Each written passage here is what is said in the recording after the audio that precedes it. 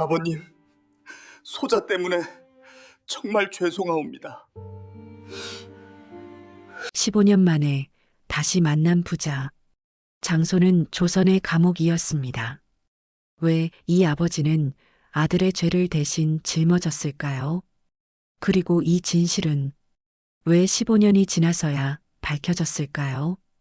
1853년 겨울, 한양 전옥서. 백발의 노인은 차디찬 옥바닥에 앉아 있었습니다. 그 앞에 무릎 꿇은 중년 남자. 이 재회에는 아무도 몰랐던 사연이 있었습니다.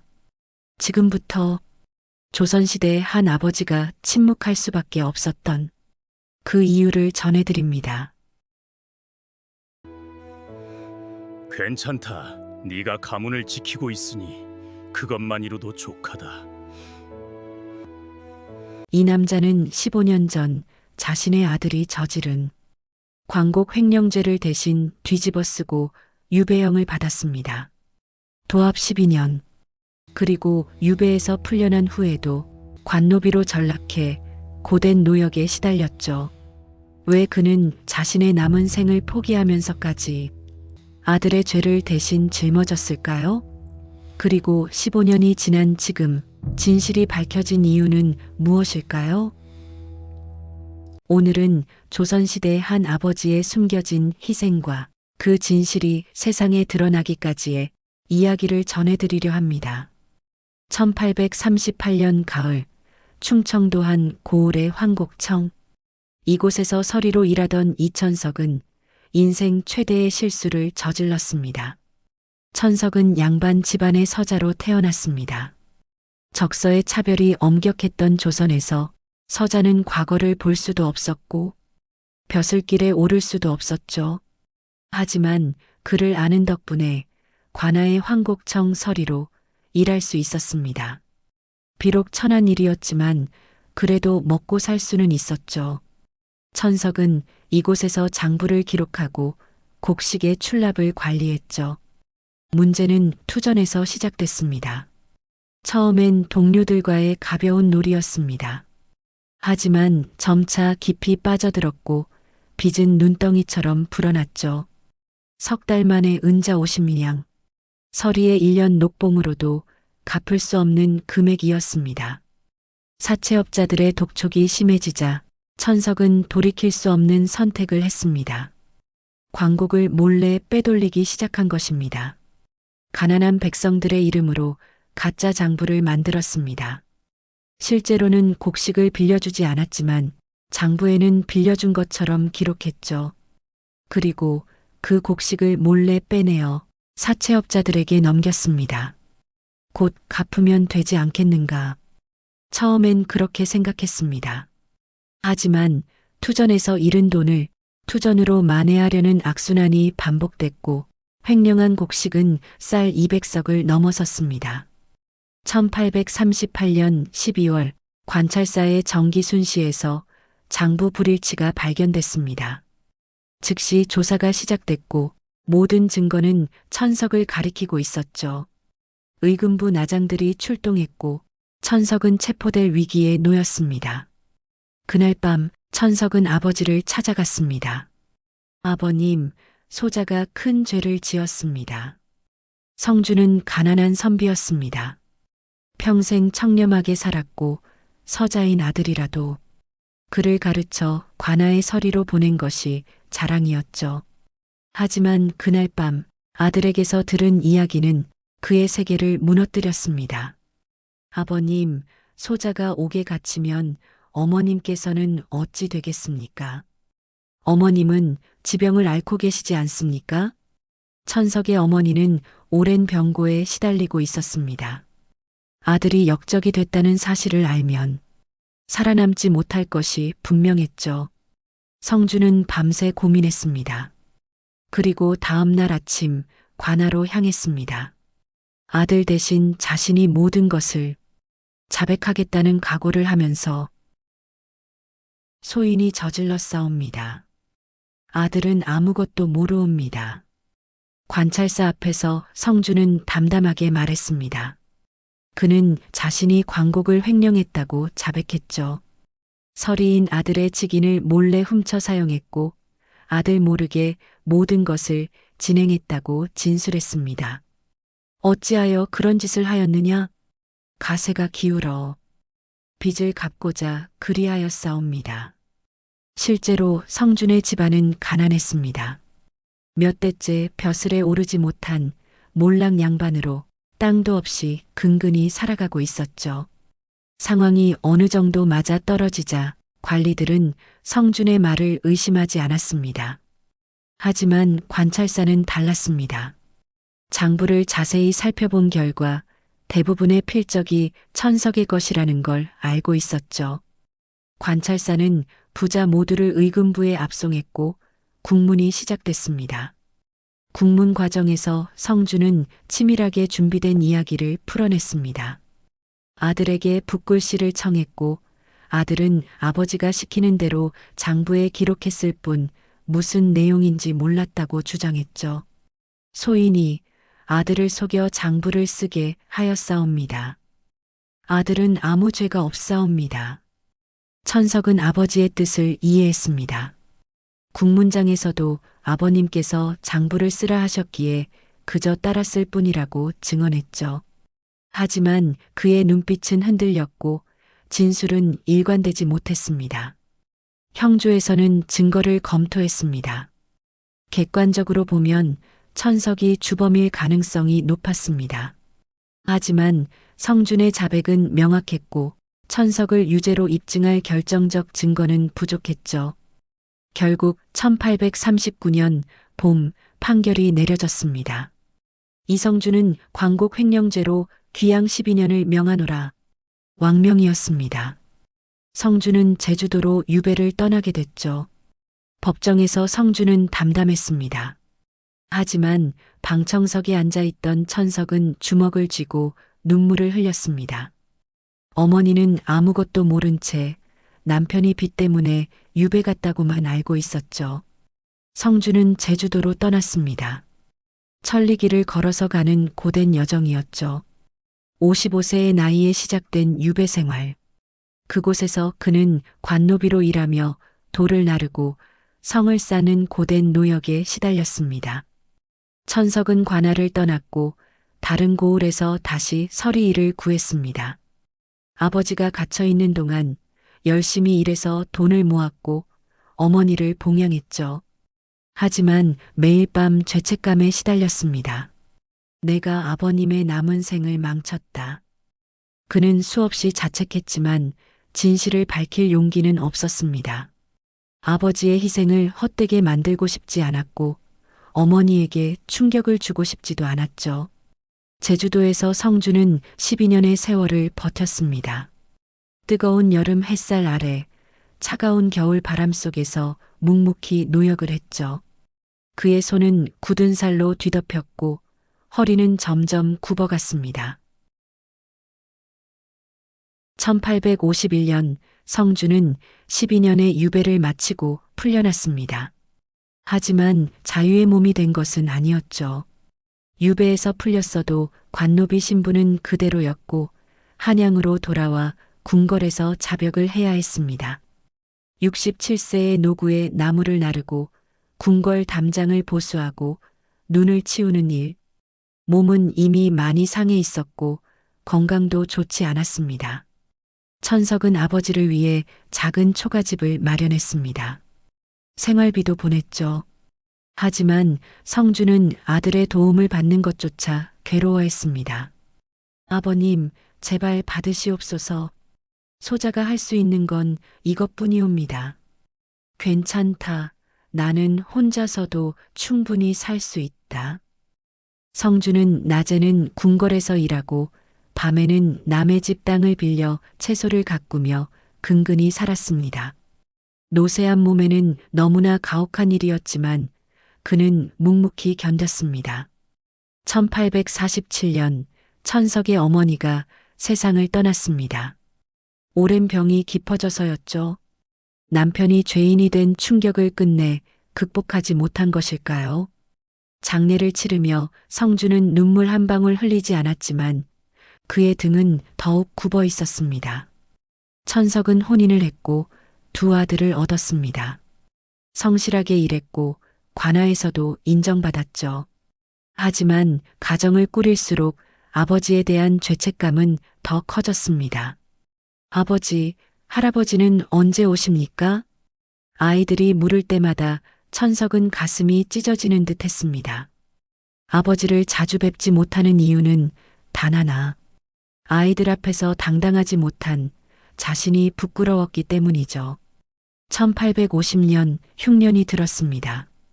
성주는 궁궐에서도 해고됐고 건강도 급격히 악화됐습니다.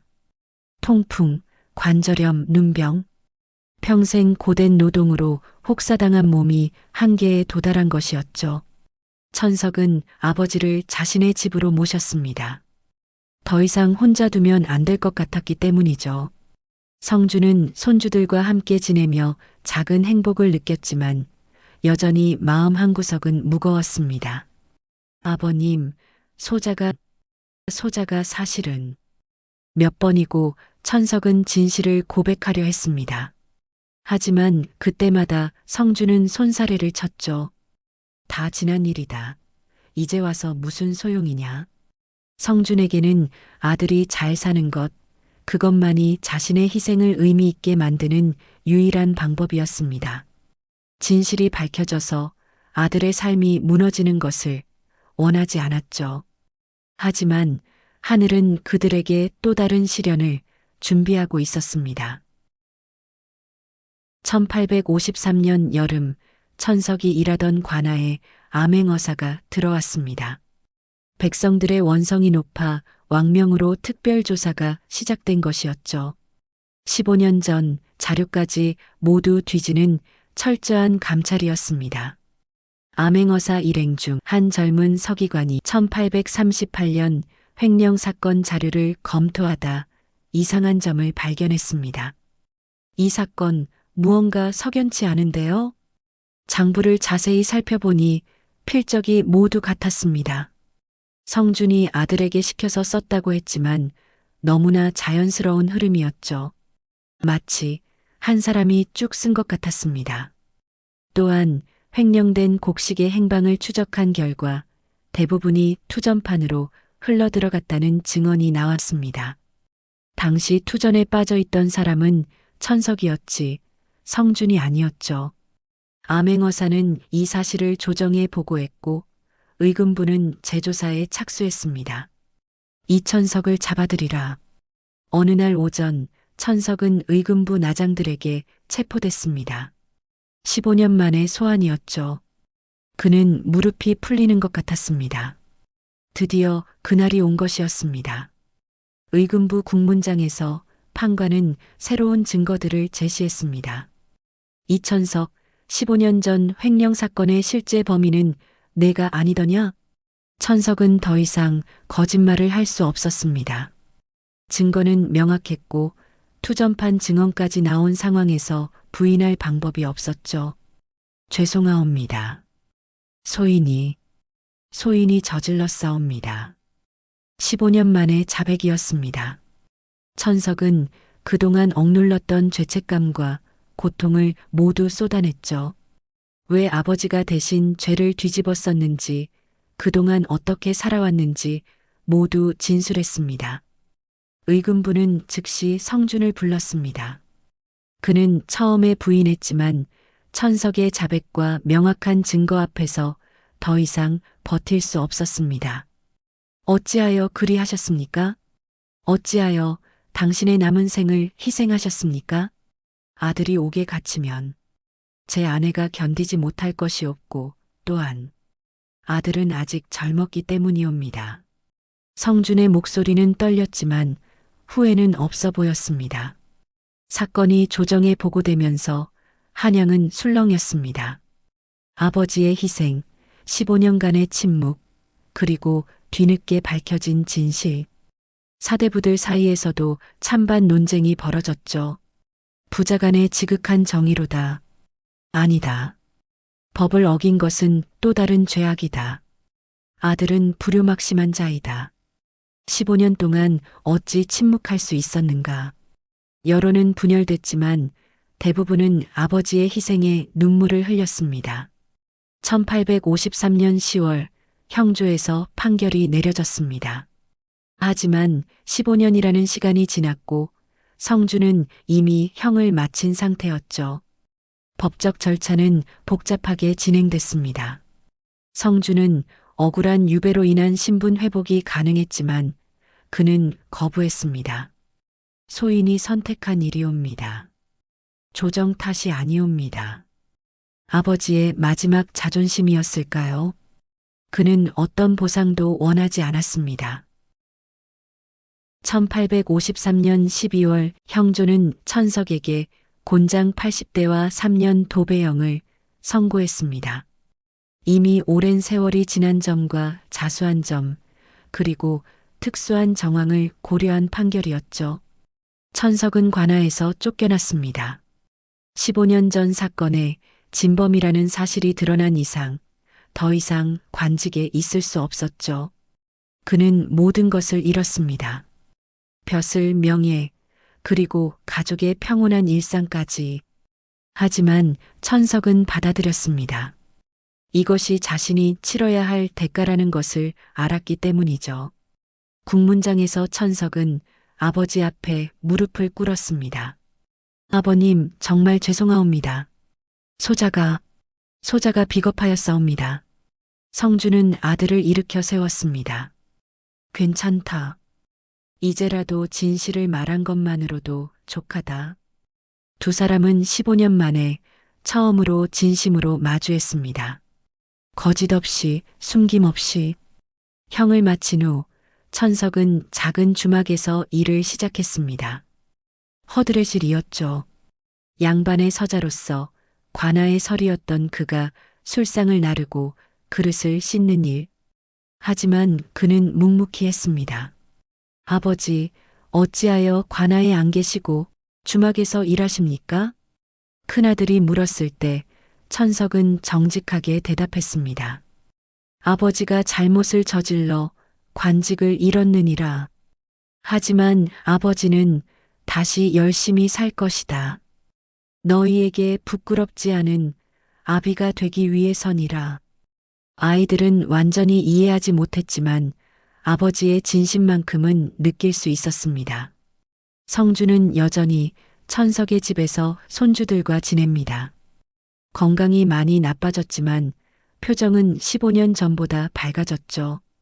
더 이상 거짓 위에 서 있지 않아도 되기 때문입니다. 어느 날 저녁 성주는 천석에게 말했습니다. 후회하지 않는다. 내가 잘 자라고 가정을 꾸리고 이렇게 다시 시작할 수 있는 모습을 보니 내 선택이 틀리지 않았다는 생각이 든다. 아버님, 하지만 내가 기억해야 할 것이 있다. 잘못을 저질렀을 때 가장 중요한 것은 책임을 지는 것이니라. 나는 내 대신 책임을 졌지만 그것이 항상 옳은 선택은 아니었을 수도 있다. 내 자식들에게는 정직하게, 당당하게 살아가는 법을 가르치거라. 천석은 고개를 끄덕였습니다. 1854년 새해 천석은 피해를 입었던 관청을 찾아갔습니다.